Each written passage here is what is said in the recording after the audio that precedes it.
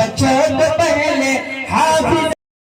آئیے دوستوں، میں چاہتا ہوں کہ اب تھوڑا سا ماحول بدلا جائے اور تقریر کے میدان میں، خطابت کے میدان میں آپ کو پھر سے لے کر چلا جائے، اور ایک ایسے خطیب کو میں چاہتا ہوں آپ کے روبرو کراؤں جو 28 سے چل کر آپ کے دیار محبت میں حاضر ہوا ہے۔ چند شعر کے ساتھ میں اس کا استقبال کرتا ہوں کہ اسلام کے چمن کو نگہبان چاہیے، اسلام کے چمن کو نگہبان چاہیے، ہر گھر میں ایک حافظ قرآن چاہیے۔ سنیے گا، اسلام کے چمن کو نگہبان چاہیے، ہر گھر میں ایک حافظ قرآن چاہیے، اور کرنے کو ختم مغربی تہذیب کا وجود، حضرت عمر کے جیسا مسلمان چاہیے، حضرت عمر کے جیسا مسلمان چاہیے۔ آئیے میں دعوت دیتا ہوں برادرم محمد محسن صلی اللہ علیہ وسلم کو کہ وہ آئیں اور اپنے بہترین انداز میں ہم تمام سامعین کے مجول آئیے۔ الحمد للہ وحدہ والصلاة والسلام علی من لا نبی بعدہ، أما بعد فأعوذ بالله من الشيطان الرجيم، بسم الله الرحمن الرحيم، وما أرسلناك إلا رحمة للعالمين، قال النبي صلى الله عليه وسلم،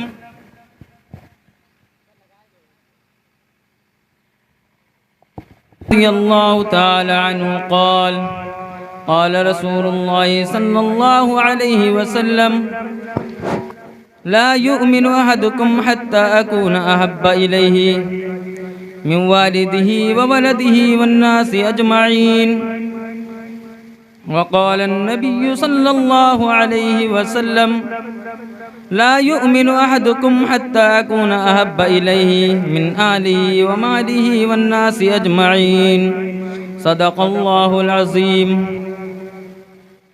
میرے محترم بزرگوں اور دوستوں اور پردہ نشین ماں و بہنوں، اللہ رب العزت کا بے انتہا احسان و کرم ہوا کہ ہم سب کو نبی پاک صلی اللہ علیہ وسلم کے جیسی مجلس سجانے کی توفیق عطا فرمائے۔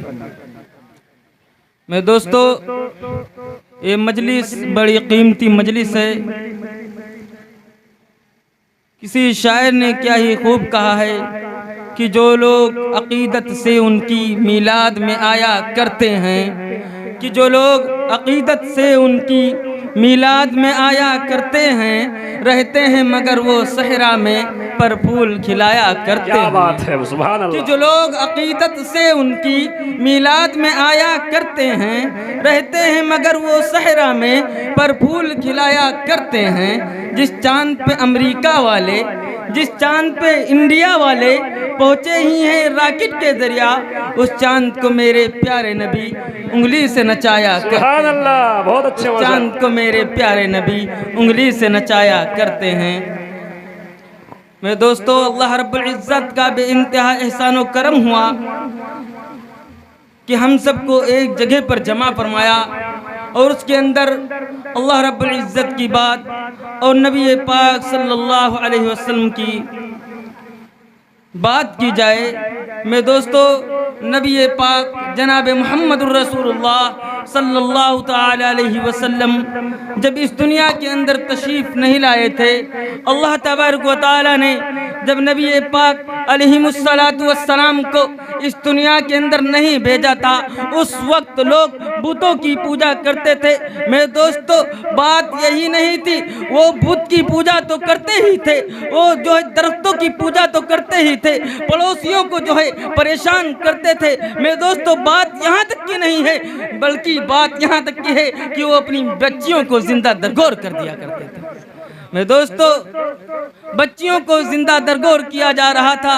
نبی پاک علیہ السلام جب اس دنیا کے اندر تشریف لاتے ہیں، میرے دوستو، ان ساری باتوں سے منع فرماتے ہیں اور روکتے ہیں اور فرماتے ہیں کہ قولوا لا الہ الا اللہ تفلحوا، کہہ لو کامیاب ہو جاؤ گے۔ میرے دوستو، تمام کفار مکہ نبی پاک علیہ السلام کے اوپر ٹوٹ پڑتے ہیں، تکلیف پہنچانا شروع کر دیتے ہیں۔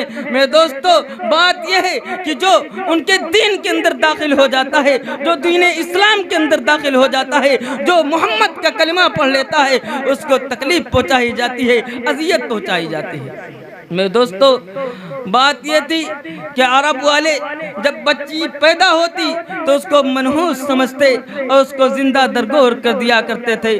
میرے دوستو، ایک صحابی رسول آتے ہیں نبی علیہ السلام کے پاس اور عرض کرتے ہیں کہ اے اللہ کے نبی، مجھ سے بہت بڑا گناہ ہو گیا ہے، آسمانوں سے بھی بڑا گناہ ہے، زمین سے بھی بڑا گناہ ہے، اے اللہ کے نبی بتا دیجئے بخشش ہو سکتی ہے نہیں ہو سکتی؟ میرے دوستو، نبی پاک صلی اللہ علیہ وسلم پوچھتے ہیں، فرماتے ہیں، کہتے ہیں بتائیے آپ نے گناہ کیا کیا ہے، کیسا گناہ ہے، کتنا بڑا گناہ ہے؟ میرے دوستو، صحابی رسول کہتے ہیں وہ گناہ بتا دیجئے، وہ گناہ معاف ہو جائے گا یا نہیں معاف ہو جائے گا؟ وہ تو زمین سے بھی بڑا گناہ ہے، آسمان سے بھی بڑا گناہ ہے، میں نے بہت بڑا گناہ کر دیا ہے۔ میرے دوستو، اللہ کے نبی صلی اللہ علیہ وسلم نے فرمایا آپ نے کون سا گناہ کیا ہے؟ میرے دوستو، وہ صحابی رسول بتانا شروع کرتے ہیں کہ میرے گھر کے اندر ایک بچی پیدا ہوئی، میں نے اس کی پرورش کی، جب وہ 8-9 سال کی عمر تک پہنچی تو ابو جہل آتا ہے اور کہتا ہے تو اس کو زندہ درگور کر دے، ورنہ سورج یعنی شام کا سورج غروب ہونے سے پہلے میں اس کو زندہ درگور کر دوں گا، تیرے گھر کو آگ لگا دوں گا۔ میرے دوستو، وہ صحابی رسول چل دیتے ہیں، اپنی بیٹی کو لے کر چل دیتے ہیں، دور دراز یعنی جنگلوں میں پہنچ جاتے ہیں۔ وہاں پر جب پہنچتے ہیں گڑھا کھودنا شروع کر دیتے ہیں۔ گڑھا کھودتے وقت جو بے رحم باپ کے کپڑوں پر گرد لگ جاتی ہے، وہ بچی اس باپ کے کپڑے سے گرد کو جھاڑتی جاتی ہے۔ میرے دوستو، جب گڑھا کھود لیتا ہے، گڑھا کھودنے کے بعد کفار مکہ یہ معاملہ کرتے تھے کہ جب بچی سے کہا جاتا کہ اس کے اندر دیکھیے تیری ماں نظر آ رہی ہے، میرے دوستو جب بچی اس کے اندر نظر ڈالتی ہے تو اس کو پیچھے سے دھکا دے دیا جاتا ہے، اس گڑھے کے اندر زندہ دفن کر دیا جاتا ہے۔ میرے دوستو، یہ سب سے بڑی برائی تھی جو عرب کے اندر پائی جاتی تھی۔ میرے دوستو، جب نبی پاک علیہ السلام اس دنیا کے اندر تشریف لاتے ہیں تو یہ ساری کے ساری جو برائیاں تھیں، یہ جو ساری کے ساری بیماریاں تھیں ان کے اندر، جو ان کے دل کے اندر یہ داغ تھا، اس کو ہٹا دیا۔ نبی پاک صلی اللہ علیہ وسلم نے فرمایا کہ بیٹیاں تمہارے گھر کی رحمت ہیں، تم ان کو پالو اور پوسو۔ میرے دوستو، نبی پاک صلی اللہ علیہ وسلم نے یہ تمام طریقہ بتایا۔ اس کے بعد لوگ جو ہے نبی پاک صلی اللہ علیہ وسلم کو تکلیف پہنچانا شروع کر دیتے ہیں، اتنی تکلیف پہنچاتے ہیں، اتنی تکلیف پہنچاتے ہیں کہ نبی پاک صلی اللہ علیہ وسلم خون سے لہو لہان ہو جاتے ہیں۔ میرے دوستو، وہ ابو جہل جو نبی پاک علیہ السلام کا چچا ہے، سب سے پہلے اسی نے نبی پاک علیہ السلام کو تکلیف پہنچائی۔ وہ ابو جہل نبی پاک صلی اللہ علیہ وسلم اس کے پاس 70-72 مرتبہ اس کے پاس دین کی دعوت دینے کے لیے جاتے ہیں۔ میرے دوستو، وہاں پر جاتے ہیں اور وہ بھگا دیتا ہے، دور کر دیتا ہے، تکلیف پہنچاتا ہے، اذیتیں پہنچاتا ہے اور کہتا ہے چلے جاؤ، تو بددین ہے، تو میرے پاس آتا ہے، تو نے اپنے باپ اور دادا کے دین کو چھوڑ دیا۔ میرے دوستو، نبی پاک صلی اللہ علیہ وسلم تب بھی اس کے پاس جاتے ہیں، یہاں تک کہ معاملہ کرتا ہے جب نبی پاک صلی اللہ علیہ وسلم اپنے گھر پہ ہوتے ہیں اور ابو جہل اپنے گھر پہ بیمار ہو جاتا ہے، بیمار ہو کر بیٹھ جاتا ہے، وہاں پر اس کے پاس جو یعنی اس کے دوست احباب تھے ان سے خبر دلواتا ہے کہ نبی پاک یعنی ہمارے بھتیجے کے پاس چلے جاؤ، وہ جو محمد ہے اس کے پاس جاؤ اور بتا دینا کہ تیرے چچا کی طبیعت بہت زیادہ خراب ہے، وہ ضرور مجھ سے ملاقات کرنے کے لیے آئیں گے۔ حالانکہ بیچ میں ابو جہل گڑھا کھودوانا شروع کر دیتا ہے، گڑھا کھودوا دیتا ہے۔ راستے میں نبی پاک صلی اللہ علیہ وسلم جب تک تشریف لائیں گے تو اسی گڑھے کے اندر گر جائیں گے۔ میرے دوستو، یہ ناپاک کوشش کی ہے ابو جہل نے، نبی پاک صلی اللہ علیہ وسلم کا چچا ہے، نبی پاک صلی اللہ علیہ وسلم جا رہے ہوتے ہیں، وہاں پر جاتے ہی جاتے میں اب حضرت جبریل علیہ السلام نازل ہوتے ہیں اور عرض کرتے ہیں اے اللہ کے نبی صلی اللہ علیہ وسلم آپ کہاں جا رہے ہیں؟ جس چچا نے آپ کو بلایا ہے، جو آپ کو عیادت کرنے کے لیے بلایا ہے، وہ تو آپ کے ناپاک کوشش کی آپ کو تکلیف پہنچانے میں، گڑھا کھودوا رکھا ہے۔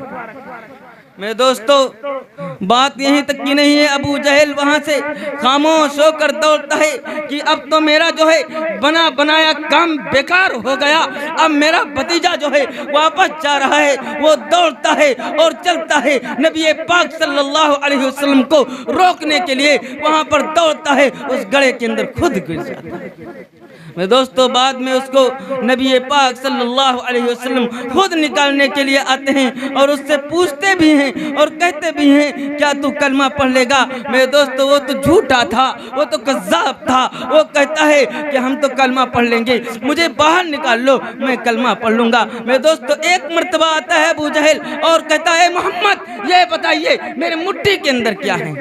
میرے دوستو حضرت عیسیٰ علیہ السلام کا معجزہ آپ نے دیکھا، یعنی آپ نے سنا، آپ نے کتابوں کے اندر پڑھا، آپ کو عالموں نے بتایا بھی ہے کہ حضرت عیسیٰ علیہ السلام مردے کو زندہ کر دیا کرتے تھے، ہاتھ میں جو مٹی ہے اس کو لے کر اور پھونک مار دیا کرتے تھے اور اڑا دیا کرتے تھے۔ میرے دوستو اس مردے کے اندر روح تھی، اس کو زندہ کر دیا حضرت عیسیٰ علیہ السلام نے۔ لیکن میرے نبی کا معجزہ دیکھیے، نبی پاک صلی اللہ علیہ وسلم کے پاس ابو جہل آتا ہے اور کہتا ہے اے محمد یہ بتائیے میرے ہاتھ میں کیا ہے، میری مٹھی میں کیا ہے؟ اگر آپ یعنی نبی ہیں، اللہ کے نبی ہیں، اللہ کے رسول ہیں، تو آپ مجھے یہ بتا دیجئے میری مٹھی کے اندر کیا ہے۔ میرے دوستو نبی پاک صلی اللہ علیہ وسلم فرماتے ہیں کہ میں ہی بتاؤں یا یہ خود جو کنکریاں تیرے ہاتھ میں ہیں یہ خود بتا دیں کہ میں کون ہوں، اور یہ خود کنکریاں بتا دیں کہ تیری مٹھی میں کیا ہے۔ میرے دوستو وہ کنکریاں نبی پاک صلی اللہ علیہ وسلم کا کلمہ پڑھ لیتی ہیں کہ لا الہ الا اللہ محمد الرسول اللہ۔ میرے دوستو حضرت ابو جہل نے یہاں تک کی بھی کوشش کی کہ نبی پاک صلی اللہ علیہ وسلم کو دیکھنا چاہا کہ یہ جادوگر ہو سکتے ہیں، انہوں نے کوئی جادو کر دیا ہو، لیکن آسمان تک تو کوئی جادو نہیں پہنچ سکتا۔ میرے دوستو آسمان تک تو کوئی جادو نہیں چلا سکتا۔ میرے دوستو اس وقت ابو جہل کہتا ہے اے محمد اگر آپ نے چاند کے 2 ٹکڑے کر دیے، اگر آپ نے چاند کے 2 ٹکڑے کر دیے تو میں مان جاؤں گا، میں سمجھ جاؤں گا کہ تو نبی ہے۔ میرے دوستو اللہ کے نبی صلی اللہ علیہ وسلم نے اللہ رب العزت سے دعا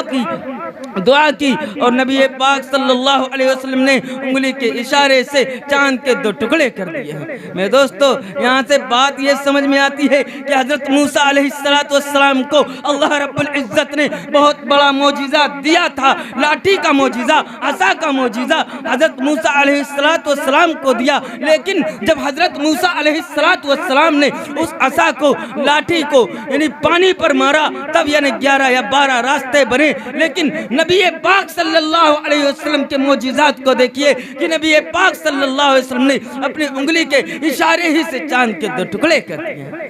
اس نبی کی امت میں ہیں میرے دوستو نبی پاک صلی اللہ علیہ وسلم تمام دنیا کے لیے، چرندوں کے لیے، پرندوں کے لیے نبی بن کر آئے ہیں۔ کسی شاعر نے کیا ہی خوب کہا تھا، یعنی پنڈت عاجز فانوی نے یوں کہا کہ لکھی نبیوں کی یوں میں نے، لکھی نبیوں کی یوں میں نے ثنا اول سے آخر تک، لکھی نبیوں کی یوں میں نے ثنا اول سے آخر تک، محمد لکھ دیا بس ہو گیا اول سے آخر تک۔ اللہ رب العزت ہم سب کو کہنے سننے سے زیادہ عمل کرنے کی توفیق عطا فرمائے۔ وآخر دعوانا الحمدللہ رب العالمین۔